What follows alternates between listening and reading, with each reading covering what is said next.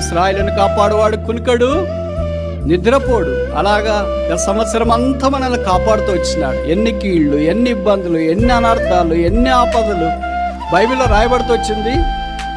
సమస్త ఆపదల నుండి కాపాడినాడు. 1, 2, 3, 4, 5 లెక్కించడానికి వీలు లేనన్ని ఆపదలు, లెక్కించడానికి వీలు లేనన్ని కష్టాలు. ఎలాగైతే మన పాపాలు తల వెంట్రుకలకు మించి ఉన్నాయో, దేవుని యొక్క కాపుదల కూడా సందర్భాల్లో మన ఊహకు జ్ఞానమునకు మించిందిగా ఉంది. అందుకే ఈ దినాన మందిరం నిండుగా ఉంది. లేకపోతే అసలు మనం ఊహించుకోలేము ఆ దృశ్యం. మలాకి 3:6 చెప్పబడింది, యెహోవానైనా నేను మార్పు లేని వాడని గనుక యాకోబు సంతతి అయిన మీరు లయము కాలేదు.